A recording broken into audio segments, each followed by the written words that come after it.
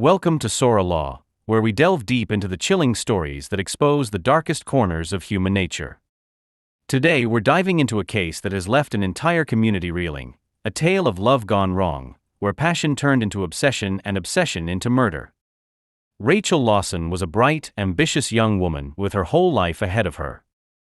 But one fateful decision would lead her down a path of manipulation, jealousy, and ultimately tragedy.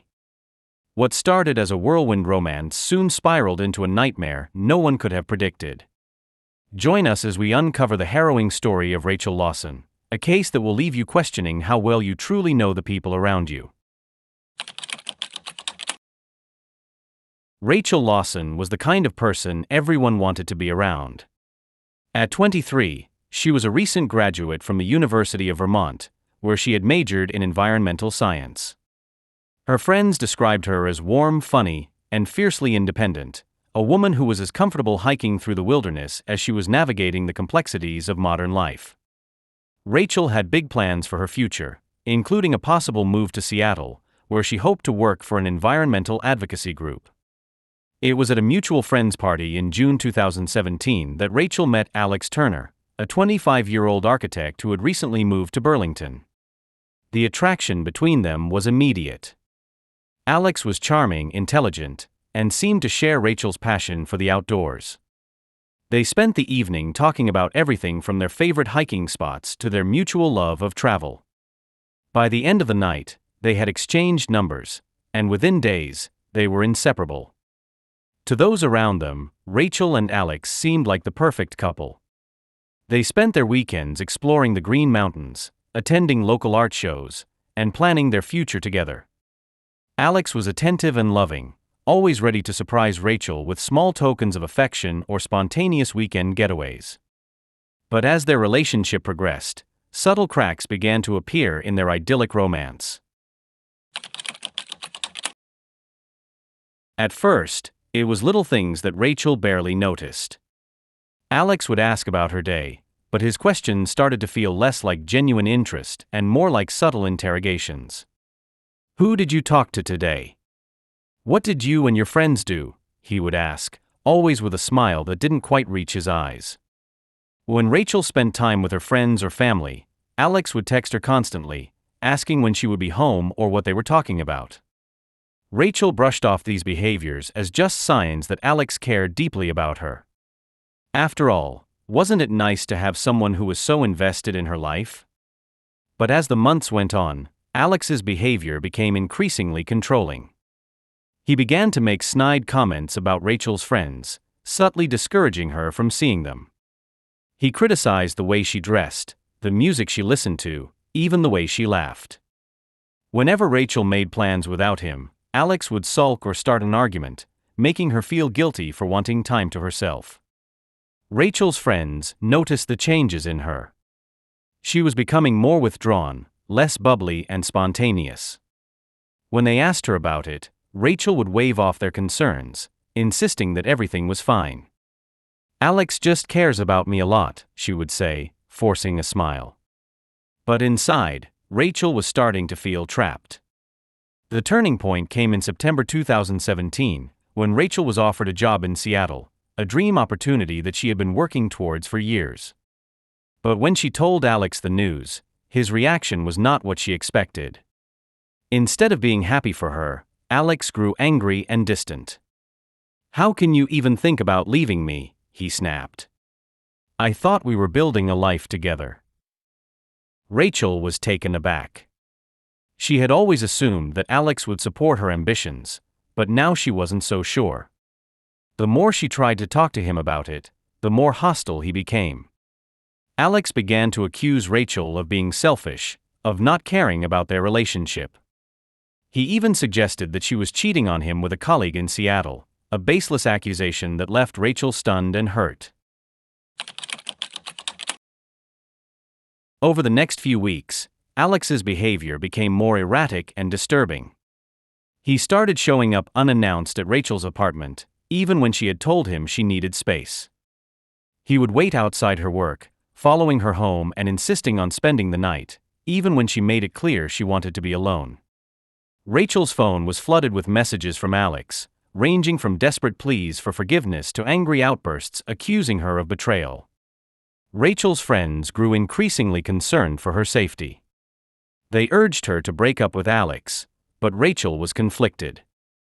Part of her still loved him, still remembered the charming, attentive man she had fallen for. But another part of her was beginning to fear him. The final straw came in October, when Rachel returned home one evening to find Alex inside her apartment, despite the fact that she hadn't given him a key. "How did you get in here?" she demanded, her heart pounding in her chest. Alex just smiled, holding up a spare key he had copied without her knowledge. "I wanted to surprise you," he said, his voice calm but his eyes cold. Terrified, Rachel told Alex to leave, but he refused. Instead, he began to rant about how much he loved her, how they were meant to be together forever. When Rachel threatened to call the police, Alex's demeanor changed. He became menacing, grabbing her arm and telling her that she would regret it if she tried to leave him. "You're mine, Rachel," he hissed. "And I'm not letting you go." Shaken to her core, Rachel finally realized that she was in real danger. The next day, she confided in her closest friend, Emma, who convinced her to go to the police and file a restraining order. Rachel did as Emma suggested, but even as she sat in the police station, filling out the paperwork, she couldn't shake the feeling of dread that had settled in her stomach. She knew that Alex wouldn't take no for an answer. On November 17, 2017, Rachel's worst fears came true. She had spent the day with her family, trying to take her mind off of everything that had happened with Alex. That evening, she returned to her apartment, relieved to find it empty and undisturbed. But as she was getting ready for bed, she heard a noise outside her window. Her blood ran cold as she realized that Alex was out there, trying to get in. Panicked, Rachel grabbed her phone and dialed 911, but before she could press send, Alex burst through the door. He had used a crowbar to pry open the window, and now he stood in the middle of her living room, his eyes wild with rage. "You thought you could get rid of me," he snarled, advancing towards her. Rachel backed away, her heart racing. She tried to reason with him, tried to calm him down, but Alex was beyond reason. He accused her of ruining his life, of turning everyone against him. "You're mine, Rachel," he repeated, his voice shaking with anger. "If I can't have you, no one can." In a desperate attempt to escape, Rachel ran towards the door, but Alex was faster. He grabbed her, throwing her to the ground and pinning her there. Rachel screamed, struggling to break free, but Alex was too strong. He pulled out a knife, the blade glinting in the dim light of the room. "I'm sorry," he whispered, tears streaming down his face. "But I can't let you go." With a swift, brutal motion, Alex plunged the knife into Rachel's chest. She gasped, the pain overwhelming her as she felt the life draining out of her. Alex stabbed her again and again, each strike more frenzied than the last. When it was over, he stood over her, his hand shaking as he watched the light fade from her eyes. The next morning, Rachel's body was discovered by a neighbor who had heard her screams. The police were called, and within hours, a manhunt was underway for Alex Turner.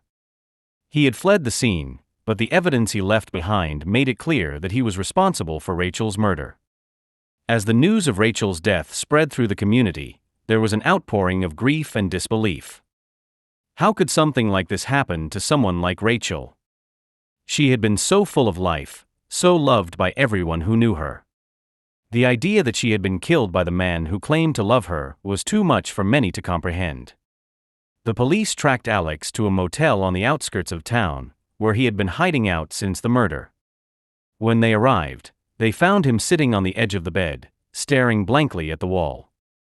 He didn't resist when they arrested him, nor did he say anything as they led him away in handcuffs.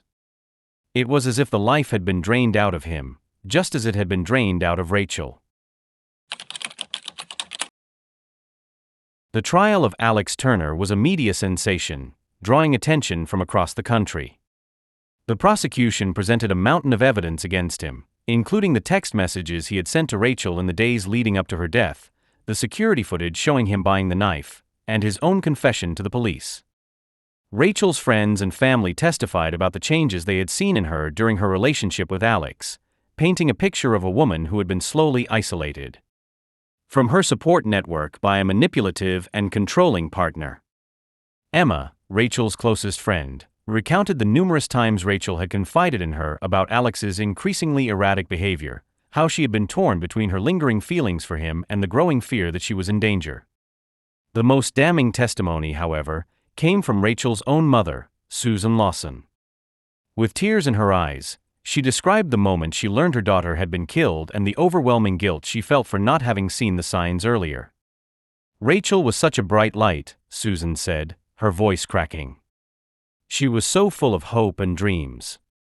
I can't believe she's gone because of someone she trusted." The defense, faced with overwhelming evidence, attempted to argue that Alex was suffering from a severe mental illness that impaired his judgment. They called in a psychiatrist who testified that Alex had been diagnosed with borderline personality disorder, a condition that often leads to intense fears of abandonment and unstable relationships. The psychiatrist argued that Alex's disorder, combined with his obsessive love for Rachel, had driven him to commit the murder in a moment of extreme emotional distress.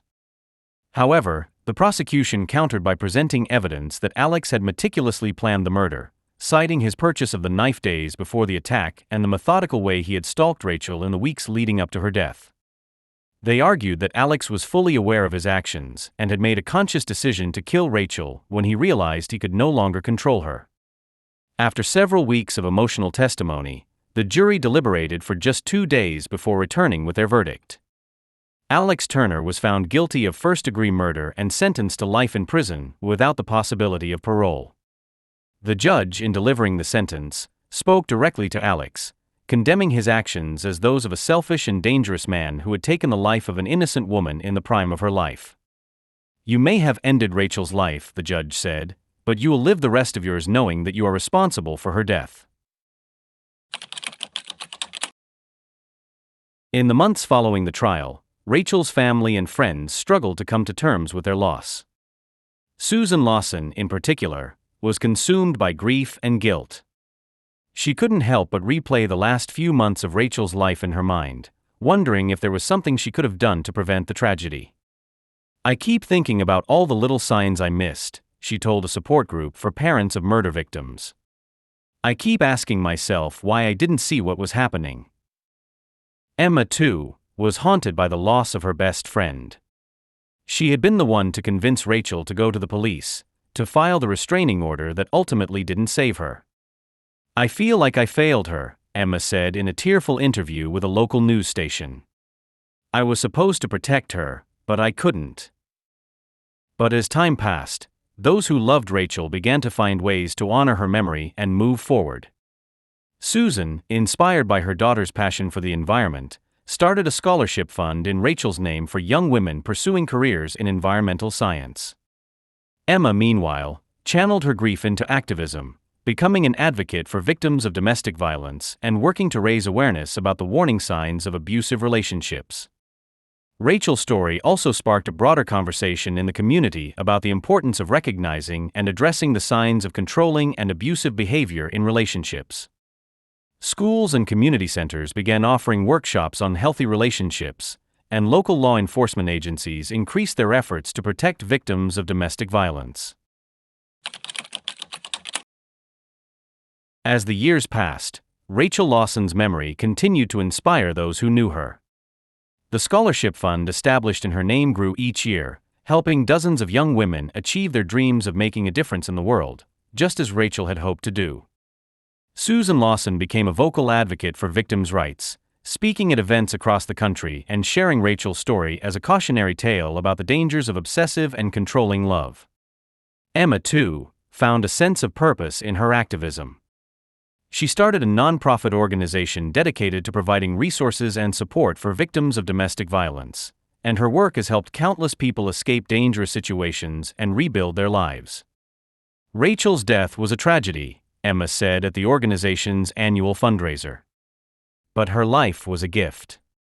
And through our work, we can make sure that her legacy is one of hope, not despair. For the residents of Burlington, Rachel's story became a reminder of the importance of community and the need to look out for one another. The town held an annual memorial walk in her honor, with the proceeds going to local domestic violence shelters and advocacy groups. Each year, hundreds of people gathered to walk the route Rachel used to take on her evening strolls, a silent tribute to the life that was cut short too soon. Yet, even as the community moved forward, the impact of Rachel's death continued to be felt in subtle, profound ways. Friends who had once been carefree and trusting found themselves more cautious, more wary of the people they allowed into their lives. Parents who had once encouraged their children to explore the world with open hearts now worried about the dangers that might be lurking just beneath the surface. Rachel's death also prompted many to re-evaluate their own relationships, to look for signs of control, jealousy, or possessiveness that might have previously been dismissed as normal or even romantic. For some, this introspection led to difficult but necessary conversations with their partners, friends, or family members. For others, it led to the painful realization that they too were in relationships that were not as healthy as they had believed. Rachel's story became a touchstone for discussions about the complexities of love and the fine line between affection and control. It reminded people that even the most seemingly perfect relationships can have dark undercurrents, and that it's important to trust your instincts and seek help if something doesn't feel right. 5 years after Rachel's death, her family and friends gathered at the university she had attended to unveil a plaque in her honor. It was a small ceremony, attended by those who had been closest to Rachel, as well as some of the young women who had received scholarships in her name. The plaque, mounted in the garden where Rachel had loved to study, bore her name and a simple inscription, "In memory of Rachel Lawson, whose light will never fade." As the ceremony ended, Susan Lawson stood before the gathered crowd and spoke about her daughter, about the bright, vibrant life that had been taken too soon. Rachel was a force of nature, she said, her voice steady despite the tears in her eyes. She was passionate, determined, and full of love. She deserved so much more than what happened to her. But we can honor her by making sure that her story isn't forgotten, by making sure that we do everything we can to protect others from the kind of violence that took her from us. The ceremony was a bittersweet moment for those who had loved Rachel, a chance to remember her and reflect on the ways her life had touched so many others. As they walked away from the garden, many carried with them the lessons Rachel's story had taught them, the importance of vigilance, the need for compassion, and the enduring power of love, even in the face of unimaginable loss. The tragic story of Rachel Lawson is a sobering reminder of the dangers that can arise from obsession and control in relationships. Her death left a hole in the hearts of those who knew and loved her, but her legacy continues to inspire change and raise awareness about the warning signs of abusive behavior. Here at Soralaw, we are committed to shedding light on the stories that matter, the stories that remind us of the importance of staying vigilant and supporting those who may be vulnerable. If Rachel's story has touched you, we encourage you to subscribe to our channel and join us as we continue to explore the mysteries of the human experience. Together, we can honor the memories of those we've lost by making sure their stories are never forgotten.